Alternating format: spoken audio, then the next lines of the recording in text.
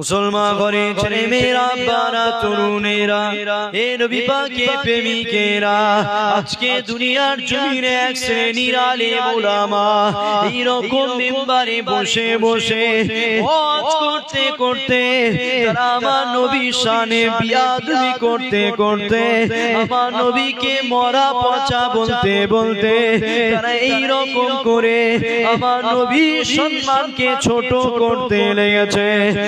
যুবকেরা শুনে রেখে দাও, আল্লাহ আমার নবীকে এত সম্মান এত ইজ্জত দিয়েছে। আজকে আমরা যারা এই জায়গায় বসে আছি, আল্লাহ আমাদেরকে মানুষ বানিয়েছে, আমাকেও আল্লাহ মানুষ বানিয়েছে, আপনাদেরকেও মানুষ বানিয়েছে। আপনাদের শরীরে রক্ত রয়েছে, আমার শরীরেও রক্ত রয়েছে। যুবকেরা, আমার মুরব্বী আব্বা জানেরা, আল্লাহ আপনাদের শরীরে রক্ত দিয়েছে, আমার শরীরেও রক্ত দিয়েছে। আমি যদি আপনাদের রক্তকে পান করি, আল্লাহ ওটাকে আমার জন্য হারাম করেছে। আপনি যদি আমার রক্তকে পান করেন, আল্লাহ আপনার জন্য ওটাকে হারাম করেছে। আমাদের জন্য রক্ত খাওয়া, আমাদের জন্য রক্ত পান করা, এটা আল্লাহ একে অপরকে হারাম করেছে। আর আমার নবীকে আল্লাহ এত সম্মান এত ইজ্জত দিয়েছে।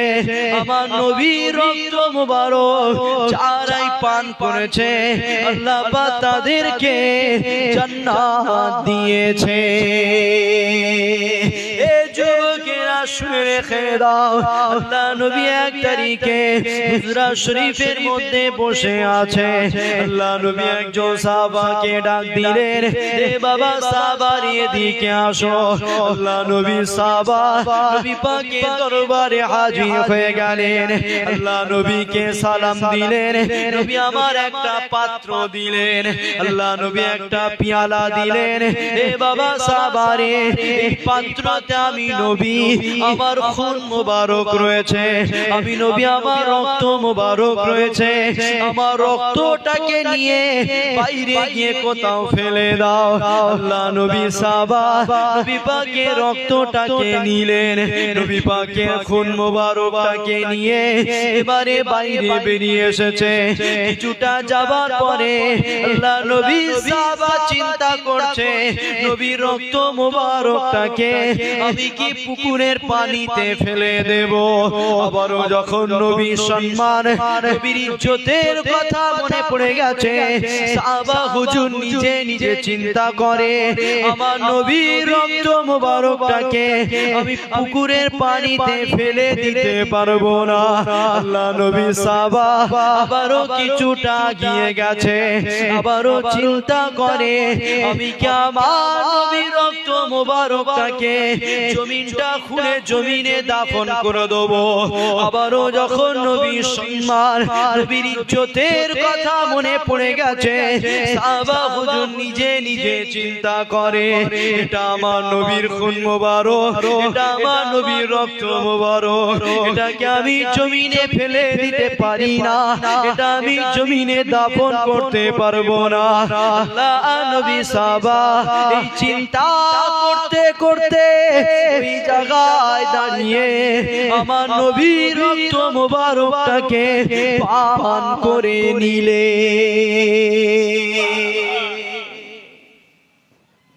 আল্লাহ নবী হুজরা শরীফে বসে আছে, একটা পিয়ালা একটা পাত্র সাহাবা হুজুরকে দিলেন, যাও এই পিয়ালা এই পাত্রে আমি নবী আমার খুন আমার রক্ত রয়েছে, বাইরে কোথাও ফেলে দাও।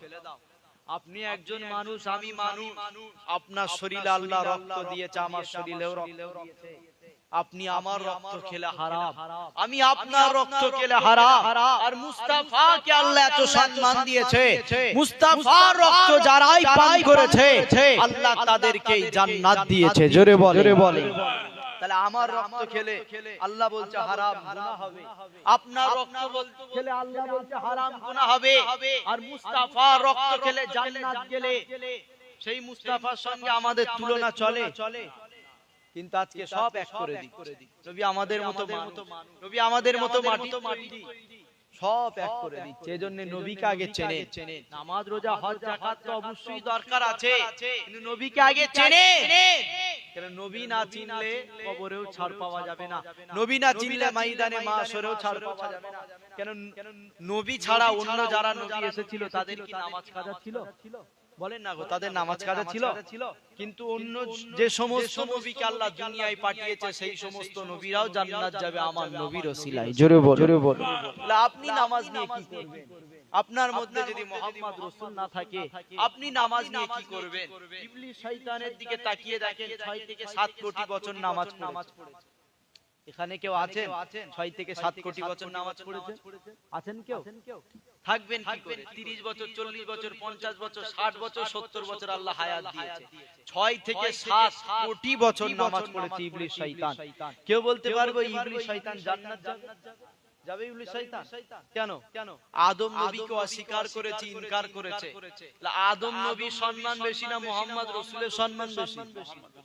হ্যাঁ, আদম নবী আমার নবীর উপরে কলেমা পড়েছে। জোরে বল, জোরে বল। আদম নবীও আমার নবীর নাম চেয়ে আল্লাহর কাছে দোয়া চেয়েছে, নাম ধরে। আমার নবীর ওসিলায় আল্লাহ আদম নবীকে ক্ষমা করেছে। জোরে বল, জোরে বল। তাহলে সেই আদম নবীকে অস্বীকার করায় যদি 6 থেকে 7 কোটি বছরের নামাজ আল্লাহ বলে ফেলে দে, আর আপনি এই 30 বছর 40 বছর নামাজ পড়ে নবী না চিনে জান্নাত যাবেন? অত সহজ নয়। আগে নবীকে চিনতে হবে, নবী সম্পর্কে আগে জানতে হবে, নবীকে আল্লাহ কি নিয়ামত করেছে সব এক করে দিচ্ছি। অথচ আল্লাহ নবী হযরতে যায়েদকে ডাকলেন, এদিকে আসো। একটা পিয়ালা একটা পাত্র দিলেন, যাও এই পাত্রে আমি নবী আমার রক্ত আমার খুন রয়েছে, বাইরে ফেলে দাও। হুজুর কিছুটা গেলেন, গিয়ে দেখছে পুকুর আছে, পুকুরে কি ফেলে দেবো? আবার নবীর সম্মান, নবীর ইজ্জত, নবীর মাকামের কথা যখনই মনে পড়ে গেছে, সাহাবা হুজুর চিন্তা করছেন, না আমার নবীর খুন মোবারক, আমার নবীর রক্ত মোবারক, এটাকে আমি পুকুরে ফেলতে পারবো না। জোরে বলো, বলো। আবারও কিছুটা আগিয়ে গেছে, চিন্তা করছে নবীর খুন মোবারকটা কি জমিনটা খুঁড়ে জমিনে দাফন করে দেবো? এই চিন্তায় অনেকটা এগিয়ে গেছে। আবারও যখন নবীর সম্মান, নবীর ইজ্জতের কথা মনে পড়ে গেছে, সাহাবা হুজুর নিজেই চিন্তা করছেন, না এটা আমার নবীর খুন মোবারক, এটা আমি জমিনে দাফন করতে পারবো না। জোরে বলো। এই চিন্তা করতে করতে আল্লাহর নবী সাহাবা ওই জায়গায় দাঁড়িয়ে দাঁড়িয়ে আমার নবীর রক্ত মোবারকটাকে পান করে নিয়েছে। জোরে বলে। এবার ওই খালি পাত্রটাকে নিয়ে আমার নবীর দরবারে হাজির। ইয়া রাসূলুল্লাহ, পাত্রটাকে নেন। আল্লাহ নবী বলছে, সাহাবা আমার ওই রক্তটাকে কোথায় ফেললে? পাত্রে রক্ত ছিল, তুমি খালি পাত্র দিচ্ছ, কিন্তু রক্তটা কোথায় ফেললে? সাহাবা হুজুর মাথা হেঁট করে চুপ করে দাঁড়িয়ে আছে। কেন? সাধারণ বুদ্ধিতে একে অপরের রক্ত খাওয়াটা খারাপ দেখায়, এজন্য সাহাবা হুজুর চুপ করে দাঁড়িয়ে আছে, আমার উপরে রেগে যায়। তাই সাহাবা হুজুর চুপ করে মাথা হেঁট করে দাঁড়িয়ে আছে, বলছে না। আল্লাহ নবী বারবার জিজ্ঞাসা করছে, সাহাবা আমার রক্তটাকে কোথায় ফেললে? আমার খুন মোবারকটাকে কোথায় ফেললে? আল্লাহ নবী সাহাবা মাথা হেঁট করে উত্তর দিচ্ছে, ইয়া রাসূলুল্লাহ, হাবিবাল্লাহ, আপনার রক্তটাকে নিয়ে পুকুরের পানিতে ফেলতে গেছি, আপনার সম্মানের কথা মনে পড়ে গেছে, ফেলতে পারিনি। আপনার রক্তটাকে নিয়ে জমিনটা খুঁড়ে জমিনে দাফন করতে গেছি, আপনার সম্মানের কথা মনে পড়ে গেছে, জমিনে দাফন করতে পারিনি। এ সাহাবা, তাহলে আমার খুন মোবারক কোথায় ফেললে? আমার রক্তটাকে কোথায় ফেললে? ইয়া রাসূলুল্লাহ, আপনার সম্মানে, আপনার ইজ্জতের খাতিরে আপনার রক্ত কোথাও ফেলতে পারিনি। এ সাহাবা, কোথায় ফেললে বলো? ইয়া রাসূলুল্লাহ, আপনার মহব্বতে দাঁড়িয়ে দাঁড়িয়ে আপনার রক্তটাকে পান করে ফেলেছি। জোরে বলো। সাহাবা হুজুর মাথা হেঁট করে উত্তর দিচ্ছে, ইয়া রাসূলুল্লাহ, আপনার সম্মানের খাতিরে রক্তটাকে কোথাও ফেলতে পারিনি, দাঁড়িয়ে দাঁড়িয়ে পান করে ফেলেছি। আল্লাহ নবী মুচকে হেসে বলছে, সাহাবা ঘাবড়াচ্ছ কেন? ভয় খাচ্ছ কেন? তুমি তো আমার রক্তকে পান করেছো, তুমি তো আদম থেকে ঈসা অন্য কোন নবীর রক্তকে পান করনি, তুমি তো আমি নবী মুহাম্মদ রাসূলের রক্তকে পান করেছো। আমি মুহাম্মদ জানিয়ে দিলাম, আমার রক্ত তোমার শরীরে যে জায়গায় প্রবেশ করেছে ওই জায়গাটাকে আল্লাহ জাহান্নামের আগুন হারাম করে দিয়েছে। জোরে বল। সাহাবা ঘাবড়াও কেন, চিন্তা করো কেন? আমি নবী বলছি আমার রক্ত তুমি পান করেছো, এতে ঘাবড়ানোর কিছু নাই, এতে চিন্তিত হওয়ার কিছু নাই। আমার রক্ত পান করাই আল্লাহ ওই ওসিলাই তোমাকে জান্নাত দিবে। জোরে বলো। নবীর রক্ত খেলে আমার নবী নিজে বলছে জান্নাত যাওয়া যায়। নবীর রক্ত পান করেছে, জাহান্নামের আগুন হারাম। সেই নবীকে ভালোবাসলে জাহান্নামে যেতে হবে? নবীকে আগে চেনে কেন? সাহাবা হুজুরা জান মাল বাপ মা নামাজ সবকিছু কুরবান করেছে মুহাম্মদ রাসূলের পীরের খাতিরে। কিন্তু আমরা নামাজ ঠিকমতো পড়ছি, রোজা ঠিকমতো রাখছি, কিন্তু নবীকে কেউ গাল দিলে আমাদের গায়ে লাগে না। নামাজ আমরা পড়ছি, মসজিদের দিকে তাকিয়ে দেখেন এই গ্রামে মুসল্লি আছে না? আছে, কিন্তু নবীকে কেউ মরা বললে এই গ্রামের মানুষের মুখে কথা নাই, নবীকে কেউ পচা বললে এই গ্রামের মানুষের মুখে কথা নাই। তুমি নামাজ পড়ছো, নবীর বিরুদ্ধে কথা বলছো না কেন? ঈমান মজবুত হয়নি, ঈমান পরিপূর্ণ হয়নি। তুমি যদি নামাজ না পড়ে মুহাম্মদ রাসূলের জুতো মুবারক নিয়ে কেউ বিয়াদবি করত, ওই জুতো সম্মানে যদি তুমি তার বিরুদ্ধে প্রতিবাদ করতে, হ্যাঁ আমি বলতাম কোরআন বলছে হাদিস বলছে তোমার ঈমান জিন্দা রয়েছে। জোরে বলো। কারণ আমার নবীর জুতো সাধারণ জুতো নয়, আমার নবীর জুতো সাধারণ জুতো নয়, আমার নবীর জুতো আল্লাহর দিদার লাভ করে এসেছে। জোরে বলো। ওই জুতোর বিরুদ্ধে কেউ কথা বলবে আর আপনি প্রতিবাদ করবেন, তখন আপনি ঈমানদার। নবীর থুতুর বিরুদ্ধে কেউ কথা বলবে, আপনি প্রতিবাদ করবেন, তখন আপনি ঈমানদার। নবীর জামা যেটা নবী পোশাক পরতেন, ওই পোশাকের বিরুদ্ধে লেবাসের বিরুদ্ধে কেউ কথা বলবে, আপনি প্রতিবাদ করবেন, আপনি ঈমানদার। নবীর থুতু মোবারক, নবীর পিশাব মোবারক নিয়ে কেউ বিয়াদবি করবে, আপনি কথা বলবেন, আপনি ঈমানদার। নামাজ পড়লে ঈমানদার নয়, রোজা রাখলে ঈমানদার নয়, হজ যাকাত করলে ঈমানদার নয়, দাড়ি রাখলে ঈমানদার নয়, টুপি পরলে ঈমানদার নয়। কেন টুপি পরে মুখে দাড়ি রেখে পরনায় জুব্বা পরে এই রকম মেম্বারে বসে বসেই আমার মতো আলেম ওলামারাই বলছে নবী মরে গেছে। অথচ আল্লাহর কোরআন বলছে যাদের সিনায় কোরআন রয়েছে অর্থাৎ হাফেজ, ওই হাফেজদের লাশ কখনো কবর খেতে পারে না। জোরে বল। যাদের সিনায় কোরআন রয়েছে তাদেরকে যখনই কবরে শোয়ানো হয়, আল্লাহ উপর থেকে হুকুম করে কবরের মাটি, যার অন্তরে সিনায় কোরআন রয়েছে আমার ওই বান্দাকে তুই কখনো খাবি না। আর কবরের মাটি উত্তর দিয়ে বলে আল্লাহ আপনার ওই বান্দাটাকে খাবো কি করে, আপনার ওই বান্দিটাকে আমি ভক্ষণ করব কি করে, আপনার ওই বান্দা বান্দি তো আপনার কোরআনকে সংরক্ষণ করে রেখেছে। জোরে বলো। কোরআন বলছে হাফেজের লাশ কবরে জিন্দা, কোরআন বলছে মুমিনের লাশ কবরে জিন্দা, কোরআন বলছে ঈমানদারের লাশ কবরে জিন্দা। আর প্রশ্ন, ঈমানদারটা আমরা হলাম কি করে? যদি কেউ সারা জীবন লা ইলাহা ইল্লাল্লাহ পড়ে ঈমানদার হবে? বলেন ঈমানদার হবে? কি করতে হবে? পাশাপাশি মুহাম্মদ রাসূলুল্লাহ পড়তে হবে, তবে ঈমানদার। তো আমরা নবীকে বিশ্বাস করেছি, নবীকে ভালোবেসেছি, নবীকে মেনে নিয়েছি, কলেমা পড়েছি, নবীর নাম নিয়ে, এজন্য তো ঈমানদার। যার ওসিলায় আমরা ঈমানদার হলাম, আর যার ওসিলায় ঈমানদার হয়েছি বলে ঈমানদার বলে আমি কবরে জিন্দা, আর যার ওসিলায় ঈমানদার হলাম তিনি কবরে পৌঁছে গেছে। এই অসমাজে চলছে মুস্তাফা নাকি কবরে মরে গেছে, মুস্তাফা নাকি কবরে পৌঁছে গেছে, মুস্তাফা নাকি কবর জমিনে শক্তি নাই। আহা, তাফসিরে মাজাহারি বলে একটা কিতাব আছে, ওই কিতাবটা পড়ে দেখে না, উহুদের ময়দানে যারা শহীদ হয়েছিল তাদের লাশকে কোনো একটা কারণবশত অন্য জায়গায় দাফন করা হচ্ছিল, তাদের লাশ কবর থেকে তুলে অন্য কোথাও দাফন করা হচ্ছিল। যারা শহীদ হয়ে গেছে তাদের গোসল দেওয়া হয়ে গেছে, কাফন পরানো হয়ে গেছে, দাফন করা হয়ে গেছে, মাটি দেওয়া হয়ে গেছে, কবরস্থ করা হয়ে গেছে, আবার ওই কবর থেকে তাদের লাশগুলো তুলে অন্য জায়গায় দাফন করা হচ্ছে। আর ওই লাশ তুলতে যে কিতাবের মধ্যে পাওয়া যায়, কবর খুঁড়তে হবে তো, লাশ তুলতে গেলে ওই কবর খুঁড়তে যে অস্ত্রটা দিয়ে কবরটা খুঁড়ছে, ওই কবর খুঁড়তে যে অস্ত্র দিয়ে কবর খুঁড়ছিল, ওই অস্ত্রটা পায়ে আঘাত লেগে গেছে একজন কবরবাসী, একজন শহীদের। তিনি অন্য কেউ নয়, শহীদদের সরদার আমার নবীর চাচা হযরত আমির হামজা। জোরে বলো। হুজুরের কবরটা ফুটছে, হুজুর শহীদ হয়ে গেছে, গোসল দেওয়া হয়ে গেছে, কাফন হয়ে গেছে, দাফন হয়ে গেছে, কবর হয়ে গেছে, পুনরায় আবার ওই কবর খুঁড়ছে।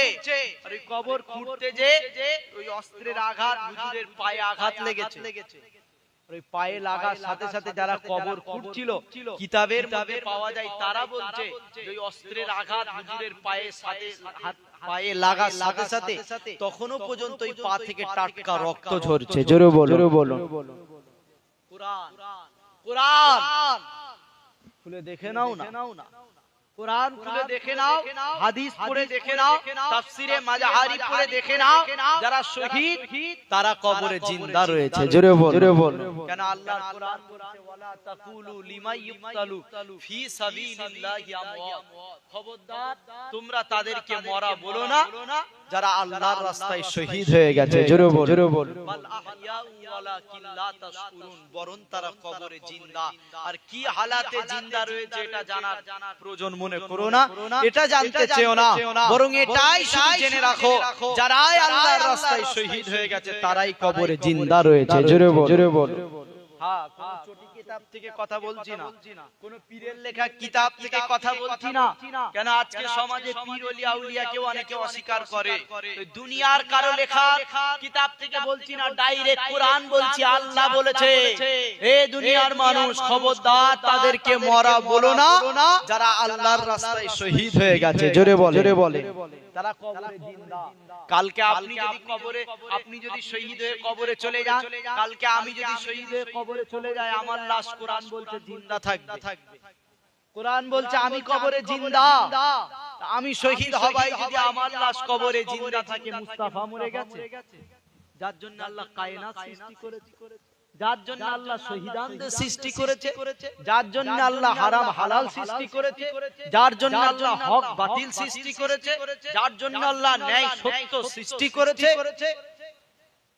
শহীদরা কবরে জিন্দা, আর আজকে সমাজে অজ হচ্ছে মুস্তাফা নাকি মরে গেছে। মুসলমান ঘরে ছেলে মেয়েরা, বারা তরুণেরা, হে নবী পাকের প্রেমিকেরা, আল্লাহ পাক 1 তারিখে হযরত আজরাইলকে পাঠিয়ে দিলেন, হে আজরাইল দুনিয়ার জমিনে চলে যাও, আমার বন্ধুর কাছে চলে যাও, আমার বন্ধুকে সালাম দেবে, আমার বন্ধুর কাছে পারমিশন নিয়ে আমার বন্ধুর রূহটাকে কবজ করবে। হে যুবকেরা শুনে রেখে দাও, দুনিয়ার জমিনে যত মানুষ এসেছে আর আসবে, কাউকে কখনো পারমিশন নেওয়া হয়নি, আর কখনো হবে না। অথচ আমার নবীকে আল্লাহ এত সম্মান এত ইজ্জত দিয়েছে, হযরত আজরাইলকে পাঠিয়ে দিলেন, হে আজরাইল দুনিয়ার জমিনে চলে যা, আমার বন্ধুর কাছে পারমিশন নিবি, তবে আমার বন্ধুর রূহটাকে কবজ করবি, আমার বন্ধুর কাছে পারমিশন নিবি, তবে আমার বন্ধুকে মৃত্যু সাথ চাকাবি। এই যুবক শুনে রেখে দাও, অনেক লম্বা ঘটনা। হযরত আজরাইল দুনিয়ার জমিনে চলে আসলেন, আমার নবীকে সালাম দিলেন, আমার নবীর রূহটাকে কবজ করলেন, আমার নবীর রূহটাকে নিয়ে এবারে আরশে আজিমে চলে গেলেন। ও রব্বি আল্লাহ পাক, আপনার হাবিবের শরীর থেকে রূহ মুবারক নিয়ে এসেছি, আল্লাহ আপনার হাবিবের রূহটাকে কোথায় রাখবো আমাদেরকে বলে দেন।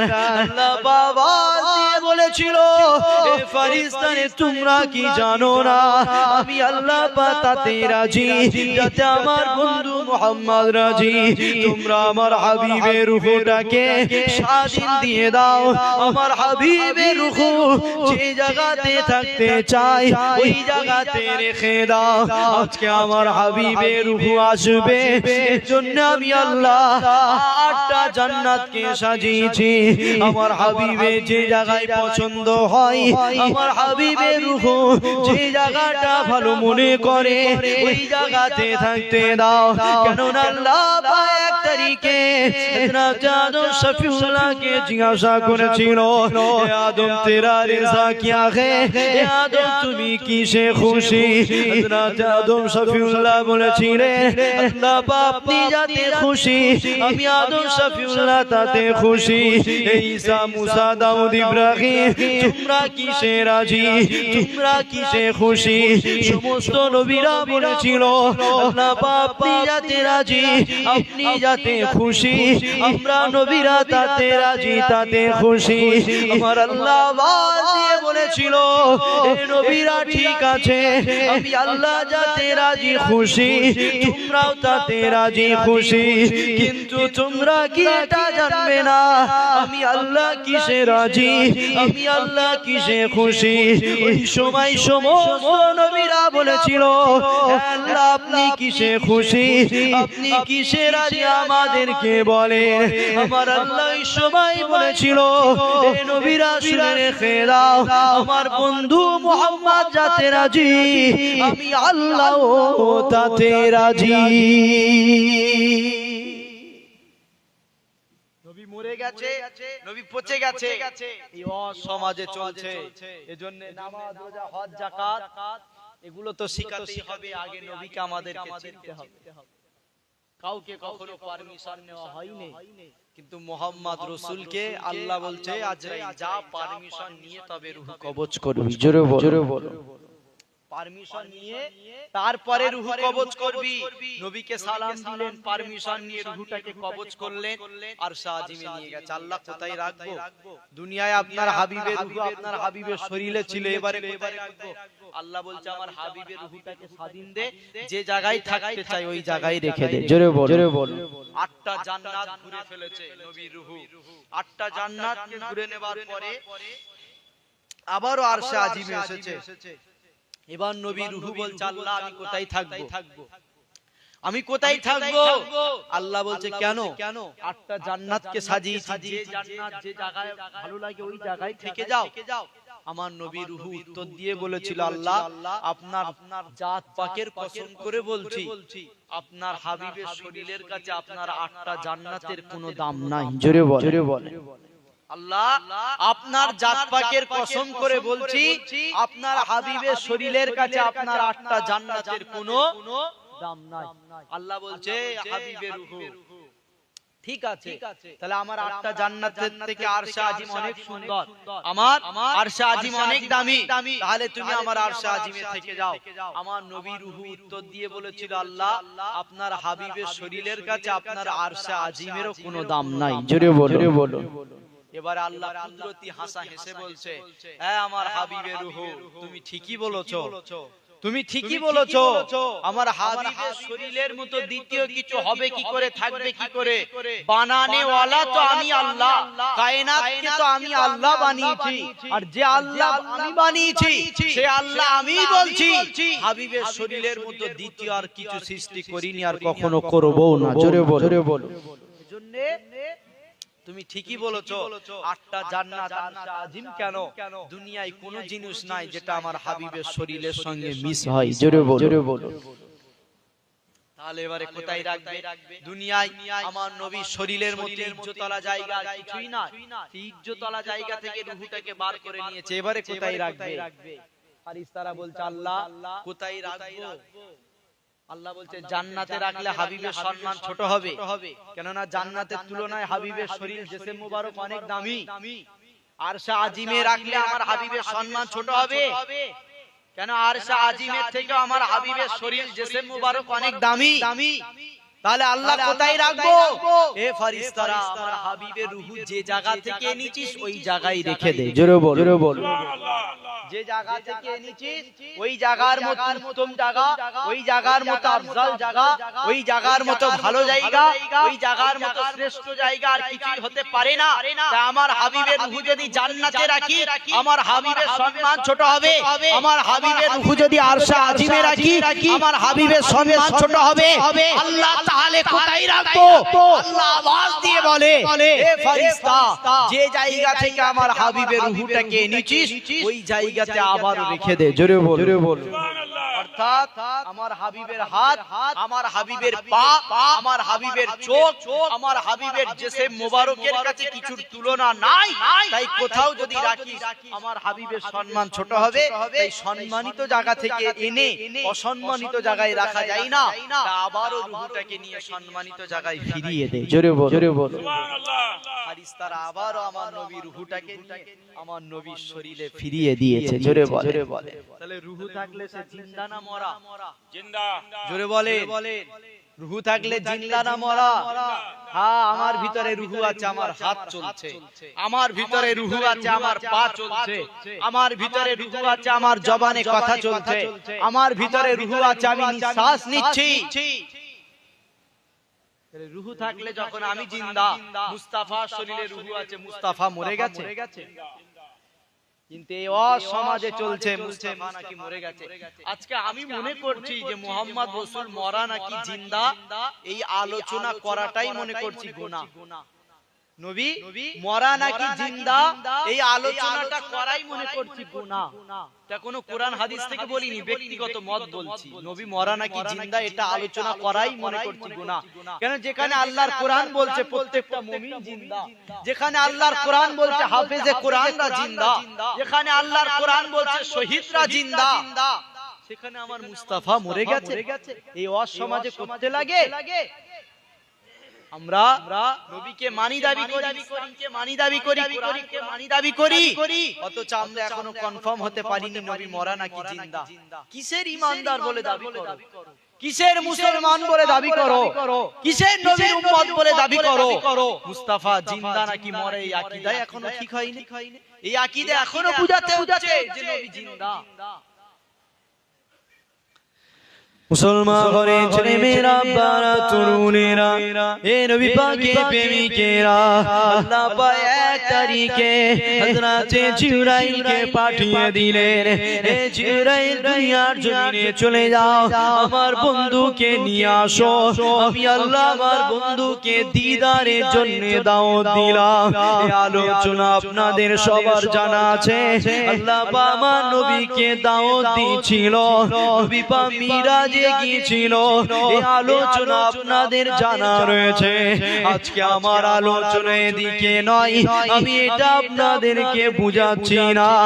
এই যুবকেরা, আমি অল্প সময় এটাই বুঝিয়ে দিয়ে যাই, আমার নবী মরা নাকি জিন্দা। আল্লাহ পাক জিবরাইলকে পাঠিয়ে দিলেন, জিবরাইল দুনিয়ার জমিনে চলে যাও, আমার হাবিবকে নিয়ে আরশে আজিমে চলে আসো। আমার হাবিবকে লামা কানে দাওয়াত দিলাম। আর এদিকে হযরতে মুসা আলাইহিস সালাম নিজের জুতোটাকে খুলে নিয়ে দূর পাহাড়ে উঠে গেছে। আল্লাহ পাক আপনি আমাকে দিদার দেন, আল্লাহ পাক আপনি আমাকে দিদার দেন। আল্লাহ, আমি মুসা আপনাকে দেখতে চাই, আমি মুসা আপনার দিদার পেতে চাই। আল্লাহ পাক আওয়াজ দিয়ে বলে, এ মুসা রে, আমার দিদার দেওয়া যাবে না, আমি আল্লাহ তোমাকে দেখা দিতে পারবো না। এ মুসা রে, শুনে রেখে দাও, আমি আল্লাহ চাইলে তোমার দিদার দিতে পারি, আমি আল্লাহ চাইলে তোমাকে দেখা দিতে পারি, কিন্তু মুসা রে, শুনে রেখে দাও, তুমি আমার নূরের পাওয়ার এটাকে সহ্য করতে পারবে না, তুমি আমার নূরের ক্ষমতা এটাকে সহ্য করতে পারবে না। এদিকে মুসা নবী তুর পাহাড়ে চলে গেছে। আল্লাহ, আমি তোমাকে দেখবো। আর আমার আল্লাহ নিজে আওয়াজ দিয়ে বলে, এ জিবরাইল, দুনিয়ায় চলে যাও, আমার বন্ধুর সঙ্গে আমি আল্লাহ নিজে মুলাকাত করব। আমার নবী কখনো ক্ষমা চাইনে, আল্লাহ আমি আপনাকে দেখবো। আমার নবী কখনো তুর পাহাড়ে যাইনে, আল্লাহ আমি আপনাকে দেখবো। আমার নবী কখনো উহুদ পাহাড়ে যাইনে, আল্লাহ আপনি আমাকে দিদার দেন। অথচ আল্লাহ নিজে থেকে জিবরাইলকে পাঠিয়ে দিয়েছে, এই জিবরাইল দুনিয়ার জমিনে চলে যাও, আজকে আমার বন্ধুকে দাওয়াত দিয়ে আসো, আমার আরশে আজিমে নিয়ে আসো। আমার বন্ধু হবে আমার মেহমান, আর আমি আল্লাহ আমার বন্ধুর মেজবান।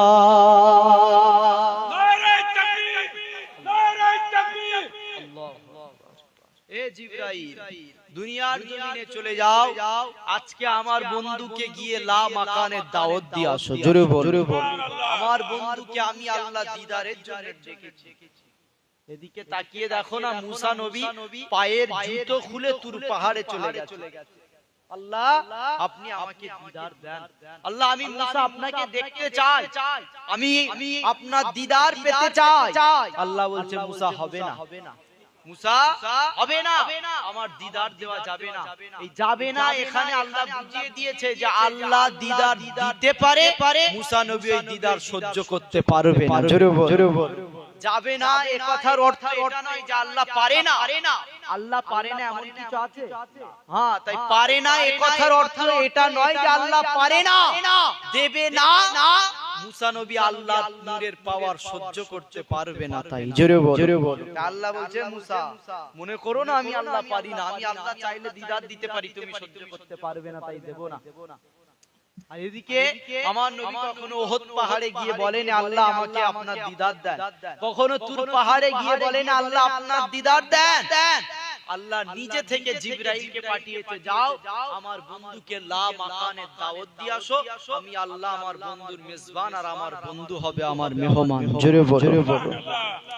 জিবরাইলকে দুনিয়ার জমিনে পাঠিয়ে দিলেন। হযরতে জিবরাইল দুনিয়ায় এসে দেখছে আমার নবী ঘুমিয়ে আছে। আলোচনা শুনছেন আপনারা? হ্যাঁ, বিদায় নেব, শরীর খুব খারাপ, তথাপি এসেই পড়েছি, ছোট ছোট করে আলোচনা করছি, বুঝার চেষ্টা করেন, নবীকে চিনাচ্ছি। হযরতে জিবরাইলকে আল্লাহ পাঠিয়ে দিলেন। জিবরাইল দুনিয়ায় এসে দেখছে নবী ঘুমিয়ে আছে, নবীকে নিয়ে আসমানে যাবে, আরশে আজিমে আল্লাহর দিদারে যাবে। জিবরাইল এসে দেখছে নবী ঘুমিয়ে আছে। আল্লাহ উপর থেকে আওয়াজ দিচ্ছে, জিবরাইল আমার বন্ধুকে জাগিয়ে বিয়াদবি করবি না। জোরে বল। নবীর সামনে আমরা কথা বলি, আমাদের জবানে তাসির নাই। নবীর সামনে আমরা কথা বলি, আমাদের জবানে লাগাম নাই। নবীকে মরা পচা বলতে আমাদের ভয় হয় না, অথচ আল্লাহ আমার নবীর আদব শিখাচ্ছে, এ জিবরাইল আমার নবীর ঘুমকে ভাঙাস না। জোরে বল। আমরা বলি গাড়া চাপা, হাদিপুর, রেলগেট, কালীতলা, এই রকম বলতে বলতে যদি বলে দিই মক্কা, এটা কখনো মানা যাবে? যখনই মক্কা বলবো কি বলতে হবে? মক্কা শরীফ, মক্কা শরীফ, মদিনা শরীফ। একটা আদব আছে। বাংলা, ইংরেজি, ইতিহাস, ভূগোল, অঙ্ক, কোরআন হয়ে গেল। কোরআন যখন বলবো কি? কোরআন শরীফ। একটা আদব আছে। কিন্তু নবীর শানে আদব তো দূরের কথা, নবীকে মরা পচা এসব বলতেও আমরা ভয় করছি। অথচ আল্লাহ নবীর আদব শিখাচ্ছে। নবী ঘুমাচ্ছে, জিবরাইলকে বলছে ডাকিস না। হযরতে জিবরাইল চুপ করে দাঁড়িয়ে আছে নবীর পায়ের কাছে। আল্লাহ বলছে, জিবরাইল মাথাটাকে হ্যাট কর, মাথাটাকে হ্যাট কর। কেন কায়নাতের বাদশার সামনে দাঁড়িয়ে আছিস? জোরে বল। কেন দুনিয়ার জমিনে ভাই ভাইকে গিফট দেয়, তোহফা দেয়, নজরানা দেয়, ছেলে মাকে গিফট দেয়। আর আল্লাহ নবীকে সৃষ্টি করেছে, এই দুনিয়াকে সৃষ্টি করেছে। আর আল্লাহ আমার নবীকে কাসিম বলেছে। আল্লাহ আমার নবীকে কায়নাতের বাদশাহী দিয়েছে। জোরে বল। ভাই ভাইকে যেমন গিফট দেয়, তোহফা দেয়, নজরানা দেয়, ছেলে মাকে গিফট দেয়, তোহফা দেয়, নজরানা দেয়। আর আল্লাহ কায়নাতকে সৃষ্টি করেছে, আর নবীকে কাসিম বলে এই কায়নাতটাকে আমার নবীকে নজরানা দিয়েছে। জোরে বল। আল্লাহ বলছে, হে জিবরাইল, এই কায়নাত আমি আল্লাহ যাকে নজরানা দিয়েছি তার সামনে দাঁড়িয়ে আছিস, মাথাটাকে হ্যাট কর। জিবরাইল মাথাটাকে হ্যাট করলেন। বেশ হয়ে গেছে, নবী ঘুমিয়ে আছে, ঘুম থেকে ওঠে না। আল্লাহ বলছে, জিবরাইল হাতটাকে এইভাবে বাঁধ, যেভাবে আমরা নামাজ পড়ি। আল্লাহ নবীর আদব শিখাচ্ছে। জিবরাইল মাথাটাকে হ্যাট করার, হাতটাকে এইভাবে বাঁধ, নামাজের হালাতে আমার বন্ধুর সামনে দাঁড়া। জোরে বল। হযরতে জিবরাইল আলাইহিস সালাম নবীকে আল্লাহ দিদারে নিয়ে যাবে এই আশায় এসেছে। এসে দেখছে নবী ঘুমিয়ে আছে, আল্লাহ নবীর আদব শিখাচ্ছে। জিবরাইল নামাজের হালাতে মাথাটাকে হ্যাট করে দাঁড়া। জিবরাইল আল্লাহর হুকুমের গোলাম, তাই মাথাটাকে হ্যাট করে নামাজের হালাতে চুপ করে দাঁড়িয়ে আছে। অনেকক্ষণ হয়ে গেছে, নবী ঘুম থেকে উঠছে না। অনেকক্ষণ হয়ে গেছে, নবী ঘুম থেকে উঠছে না। এবারে জিবরাইল মাথাটাকে তুলে, আল্লাহ আপনার হাবিবকে নিয়ে যেতে এসেছি, অথচ আপনার হাবিব তো ঘুমায়, অনেকক্ষণ হয়ে গেছে, আপনার হাবিব তো ঘুম থেকে ওঠে না, আল্লাহ কি করব? আল্লাহ বলছে জিবরাইল মাথাটাকে আরো হ্যাক কর। কেন আল্লাহ? মাথাটাকে হ্যাক কর করে আমার হাবিবের পায়েতে একটা চুমা দিয়ে দে। জোরে বল। প্রথমে শিখিয়েছে মাথাটাকে হ্যাক করে নামাজের হালাতে আদবের সঙ্গে দাঁড়া। বেশ কিছুক্ষণ হয়ে যাচ্ছে, তাও নবী ঘুম থেকে উঠছে না। তাই আল্লাহ বলছে এবারে পুরো মাথা হ্যাক কর, আমার হাবিবের পায়েতে একটা চুমা দিয়ে দে। জোরে বলো। এবারে জিবরাইল আমার নবীর পায়ে চুমা দিয়েছে, নবীর পায়ে ঠান্ডা অনুভব হয়েছে, নবীর ঘুম ভেঙে গেছে, নবীর চোখ খুলতে দেরি, জিবরাইল সালাম দিতে দেরি করে না। ইয়া রাসূলুল্লাহ, হাবিবাল্লাহ, আল্লাহ আপনাকে দিদারের জন্য লা মাকানের দাওয়াত দিয়েছে। জোরে বলো।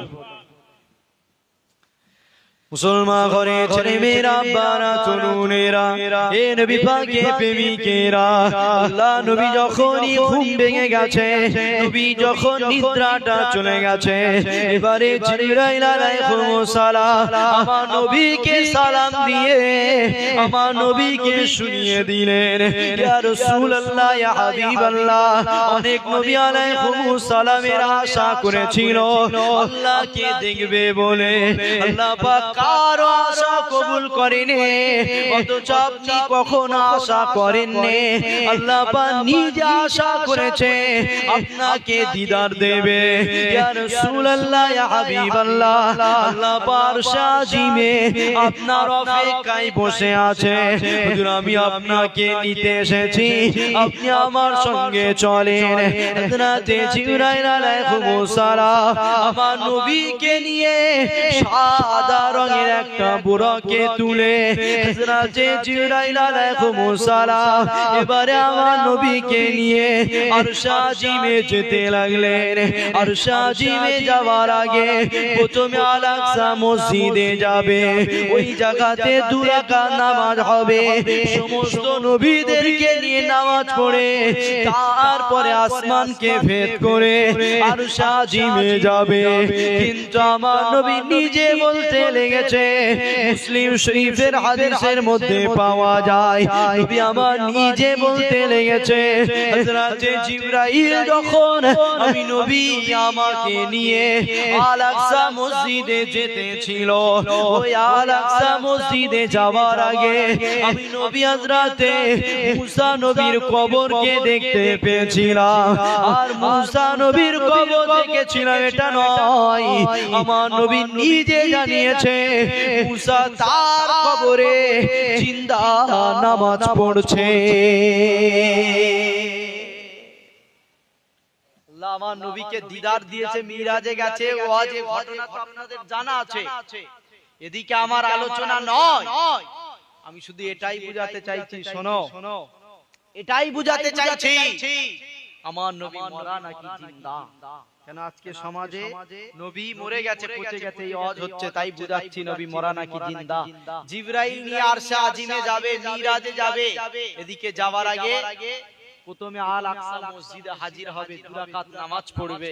কিন্তু এই যাওয়ার আগে মুসলিম শরীফের হাদিস আমার নবী নিজে বলছে, এই আল আকসা মসজিদে যাওয়ার আগে আমি নবী হযরত মুসা নবীর কবর দেখেছিলাম। আর শুধু মুসা নবীর কবর দেখেছিলাম এটা নয়, ওই কবরে মুসা জিন্দা হালাতে নামাজ পড়ছে। জোরে বলো। আবার আমার নবী বলছে যে মুসা তার কবরের ভিতরে শুধু নামাজ পড়ছিল এটা নয়, আমার নবী নিজে বলছে যে মুসা নবী তার কবরের উপরে জিন্দা নামাজ পড়ছিল। জোরে বল। তা আমার নবী আগে দুনিয়া এসেছে না মুসা নবী? বলেন, নবী হয়ে কে দুনিয়া এসেছে আগে? মুসা নবী দুনিয়া এসেছে মানুষ হয়ে, নবী হয়ে তিনি দুনিয়া এসে দুনিয়াদারি করে গেছে, মৃত্যুবরণ করেছে, দুনিয়া থেকে চলে গেছে, পর্দা নিয়েছে।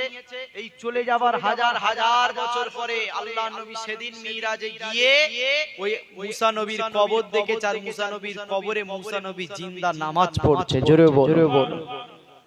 শুধু তাই নয়, আর একটু আগিয়ে চলে আল্লাহ নবী এদিকে দেখে গেছে মুসা নবী কবরে জিন্দা নামাজ পড়ছে। কেন? মুসা নবী বলেছিল আল্লাহর কাছে, আল্লাহ আল আকসা মসজিদ থেকে ঢিল ছোড়া দূরত্বে আমার কবর হোক, এটা আমি মুসা আমার আশা। আল্লাহ কবুল করেছিল। তাই আল আকসা মসজিদ থেকে ঢিল ছোড়ার দূরত্বে হযরতে মুসা নবীর কবর। তাই নবী ওই মিরাজের রাত্রে আল আকসা মসজিদে ঢোকার আগেই দেখছে মুসা নবীর কবর।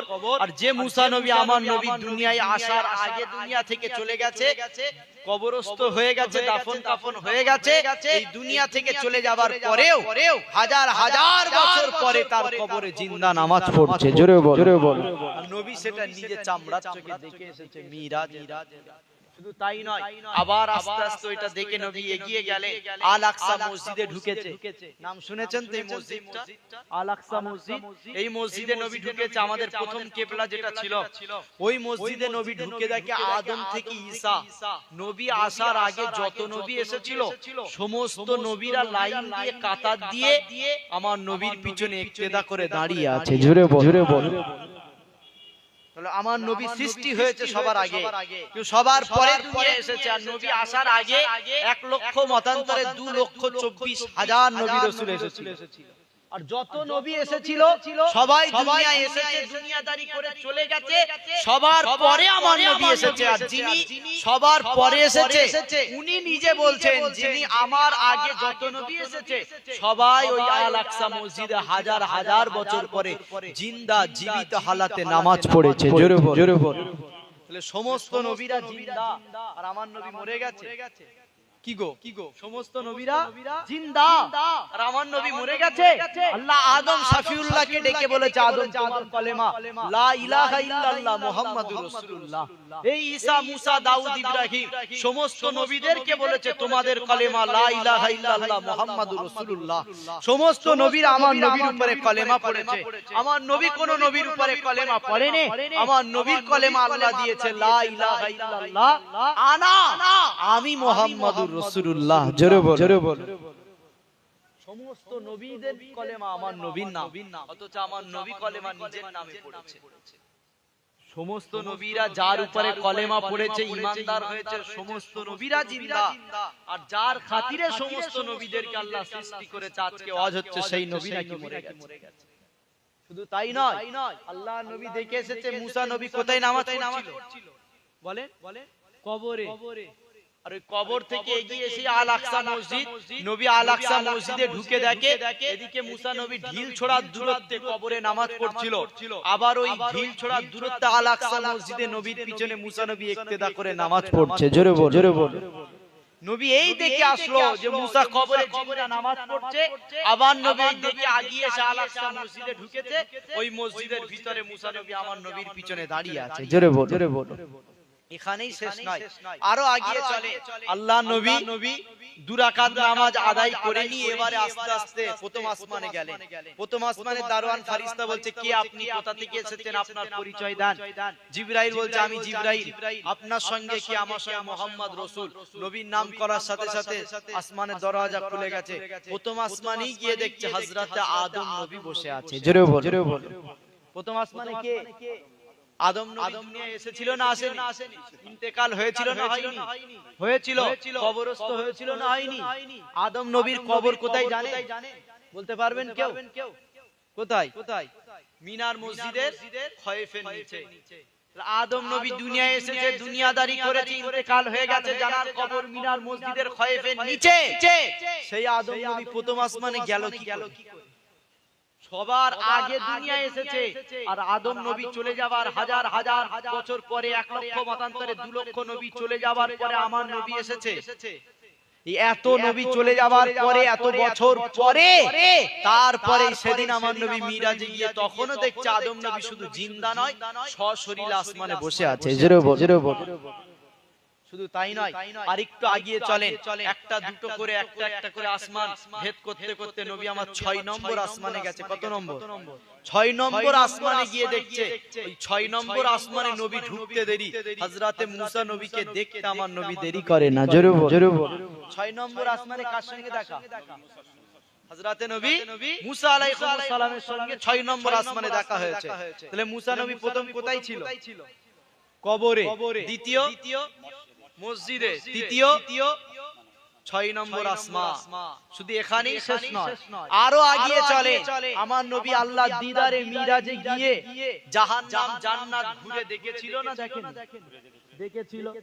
নবী নিজে বলছে, মুসলিম শরীফের হাদিস, গল্প বলছি না, দুনিয়ার কারো কথা বলছি না, আমার নবী নিজে বলছে। মুসলিম শরীফের হাদিস খুলে দেখো, নবী আরশে আজিমে গিয়ে মিরাজে গিয়ে জান্নাত জাহান্নাম ঘুরে দেখেছে। আর নবী যখন জান্নাতে ঢুকতে যাবে, এই জান্নাতে ঢুকতে দেরি হযরতে নবী মুসা আমার নবীকে মারহাবা ইয়া মুস্তাফা বলে জান্নাতে ওয়েলকাম স্বাগতম করতে দেরি করে না। জোরে বল, জোরে বল। তাহলে জান্নাতে দেখা, জোরে বলে, হ্যাঁ জান্নাতেও মুসা নবী। তাহলে কবার দেখা হলো? কবার? চারবার। প্রথমে কবরে, দ্বিতীয় মসজিদে, তৃতীয় আসমানে, চতুর্থ জান্নাতে। তাহলে চারবার কার সঙ্গে দেখা? মুসা নবী। সেই মুসা নবী আমার নবী আসার আগে দুনিয়ায় এসেছে। সেই মুসা নবী আমার নবী দুনিয়ায় আসার আগে নবী হয়েছে। সেই মুসা নবী আমার নবী দুনিয়ায় আসার আগে ইন্তেকাল হয়েছে। সেই মুসা নবীর কবরস্থ হয়েছে। সেই মুসা নবী দুনিয়া থেকে পর্দা নিয়েছে। আর মুস্তাফা বলছে, আমার নবী বলছে মুসা নবীর সঙ্গে আল্লাহ দিদারে মিরাজে গিয়ে একবার নয়, দুবার নয়, চারবার দেখা হয়েছে। জোরে বলে, জোরে বলে। অন্য কোন মুফতি সাহেব, অন্য কোন যারা সব সময় কোরআন হাদিসকে নিয়ে রিসার্চ করে, তারা যদি আরো বেশি পায় আলাদা কথা। কেউ যদি 5 জায়গায় পেয়ে যায় তো আলহামদুলিল্লাহ, আরো বেশি জায়গায় দেখা হয়েছে। কিন্তু আমি যতটা দেখেছি 4 জায়গায়, এর কম কেউ বলতে পারবে না। কেন আমি দেখে নিয়েছি 4 জায়গায় মুসা নবীর সঙ্গে দেখা হয়েছে। যদি কেউ বলতে চাই বেশি বলতে হবে, কমানোর কোনো জায়গা নাই। তাহলে মুসা নবীর সঙ্গে 4 বার দেখা হয়েছে আমার নবীর, এটা কোরআন হাদিসের সত্য কথা। যে নবী মুসা আমার নবীর উপরে কলেমা পড়েছে, যে নবী মুসা আমার নবীকে নবী বলে মেনে নিয়েছে, যে নবী মুসা আমার নবী আসার আগে দুনিয়া থেকে চলে গেছে, আমার নবী নিজে সাক্ষ্য দিয়ে বলছে সেই মুসার সঙ্গে জান্নাতে গিয়ে 4 বার দেখা হয়েছে। জোরে বল, জোরে বল। সেই মুসার সঙ্গে মিরাজে গিয়ে 4 বার দেখা হয়েছে। আর এই 4 বার দেখাটা কতক্ষণের মধ্যে? কতক্ষণ জানেন? এই 4 বার দেখাটা 1 মাস ধরে, 2 মাস ধরে, 3 মাস ধরে নবী দেখেছে 4 বার। কতক্ষণ জানেন? কোরআন খোলেন, 15 পারা, সুবহানাল্লাযী আসরা বিআবদিহি লাইলাম মিনাল মাসজিদিল হারাম ইলাল মাসজিদিল আকসা। জোরে বলুন। আল্লাহর কোরআন বলছে, আমি আমার হাবিবকে রাতের কিছু অংশে মক্কার জমিন থেকে আল আকসা মসজিদ হিজরত করিয়েছি। জোরে বল। রাতের কিছু অংশে। তো আমি ধরে নিলাম পুরো রাত, আমি ধরে নিলাম একটা পুরো রাত। এই একটা রাতে মুসা নবী 4 জায়গায় পৌঁছেছে। জোরে বল। কার হুকুমে? মুসা নবী তখন জিন্দা না মরা? কবর মুসা নবী দুনিয়া থেকে পর্দা নিয়েছে না নাইনি? ইন্তেকাল হয়েছিল তো। হ্যাঁ, ইন্তেকাল হবার পরের কথা বলছি, দুনিয়া থেকে চলে যাবার পরের কথা বলছি। মুস্তাফাকে যারা মরা বলো, তারা শুনে রাখেন আমার মুস্তাফা কি বলে গেছে। মুসা নবী দুনিয়া থেকে চলে যাবার পরের কথা, যে মুসা নবীকে আল্লাহ এক রাত্রে 4 জায়গায় ঘোরার পাওয়ার দিয়েছে। জোরে বলে। আর এমন কোন পাওয়ার নাই যে পাওয়ার আল্লাহ আমার নবীকে দেয়নি। জোরে বলে। মুসা নবীকে যদি আল্লাহ এক রাত্রে 4 জায়গায় ঘোরার ক্ষমতা, পাওয়ার, পারমিশন দেয়, আমার নবীকে দিয়েছে না? হ্যাঁ, আমার নবীকে, আমাদের ঈমান, আহলে সুন্নাত ওয়াল জামাতের ঈমান, আমাদের আকীদা শুধু আমার নবী কবরে জিন্দা এটা নয়, আজকের এই মাহফিলে আমার নবী তাশরীফ আনতে পারে। জোরে বলুন। হ্যাঁ, এটাই হলো আহলে সুন্নাত ওয়াল জামাত। মুসলমান ঘরে ছেলে মেয়েরা, বারা তরুণেরা, এ নবী পাকের প্রেমিকেরা, এদিকে আল্লাহর কোরআন জানিয়েছে, সুবহানাল্লাযী আসরা বিআবদিহি লাইলাম মিনাল মাসজিদিল হারাম ইলাল মাসজিদিল আকসা। এ যুবকেরা, আল্লাহ তো নিজে জানিয়েছে, আমি আমার হাবিবকে রাতের কিছু অংশে হিজরত করেছি। আমি আমার হাবিবকে রাতের কিছু অংশে মক্কার জমিন থেকে আল আকসা মসজিদে হিজরত করেছি। আল্লাহ নবী রাতের কিছু অংশে মক্কার জমিন থেকে আল আকসা মসজিদে গেলেন। এদিকে 7 আসমান ভেদ করে লা মাকানে পৌঁছে যে আল্লাহ দিদার লাভ করে এসেছে। নবী আমার ফজরের রক্তে দুনিয়ার জমিনে তাশরীফ আনলেন।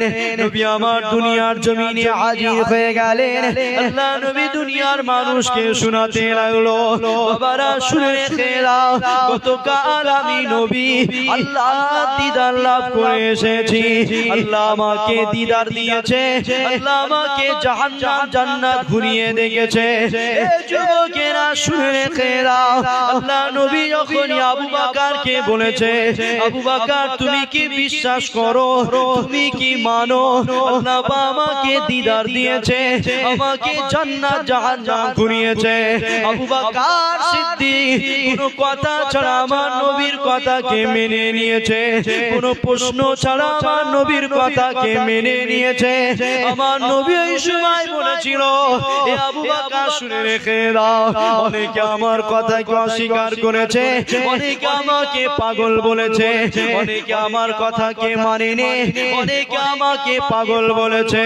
এ আবু বকর শুনে রেখে দাও, তুমি যখন কোনো প্রশ্ন ছাড়া আমার কথাকে মেনে নিলে, আবু বকর শুনে রেখে দাও, আমি তোমাকে খালি হাতে ফিরিয়ে দেব না।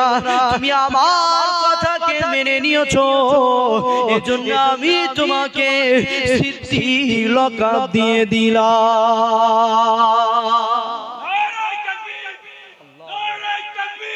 আমার আব্বারা ভাইরা আর আলোচনা আমি এটাই প্রথম থেকে বুঝাতে চাইছি যে নামাজ পড়ো, রোজা রাখো, হজ যাকাত করো, যাই করো, নবীকে প্রেম করতে হবে। কেন এই ঘটনা বলতে বলতে যে পর্যন্ত শেষে এসে দাঁড়িয়েছি, এখানেও বুঝাচ্ছে ঘটনা যে নবীকে প্রেম করতে হবে। কিভাবে? নবী যখন মিরাজ থেকে ফজরের রজরে এসেছে, নবী মানুষকে শোনাচ্ছে আমি আল্লাহর দিদার থেকে ঘুরে এসেছি, জাহান্নাম জান্নাত দেখে এসেছি। এক রাত্রের ভিতরে আবু জেহেল মানেনি, আবু বকর মেনে নিয়েছে কোনো শর্ত ছাড়াই। আবু বকর নবীকে কোনো প্রশ্ন ছাড়া মেনে নিয়েছে। নবী বলেছে, আবু বকর কোনো প্রশ্ন ছাড়া মেনে নিয়েছো, আমি তোমাকে খালি হাতে ফিরাবো না, আজ থেকে তোমাকে সিদ্দিক লকাব দিয়ে দিলাম। জোরে বলো। এজন্য কোনো প্রশ্ন ছাড়া নবীকে ভালোবেসে নিয়েছে, মেনে নিয়েছে। আবু বকর সিদ্দিক হয়ে গেছে, আবু জেহেল মানেনি, আবু জেহেল জাহান্নামী হয়ে গেছে। তাই সুজা সাপটা কথা, যারাই নবীকে প্রেম করবে, তুমি কত বড় নামাজি হয়েছো, রোজাদার হয়েছো, দেখার দরকার নাই, দেখতেও চাই না। সোজা সাপটা কথা, নবীকে যারাই প্রেম করবে জান্নাত যাবে, নবীকে অস্বীকারকারী জাহান্নাম যাবে। এটাই সত্য কথা। আল্লাহ পাক আমাদেরকে শোনা এবং বলার থেকে বেশি বেশি আমল করার তৌফিক দান। সকলে বলুন আল্লাহুম্মা আমিন।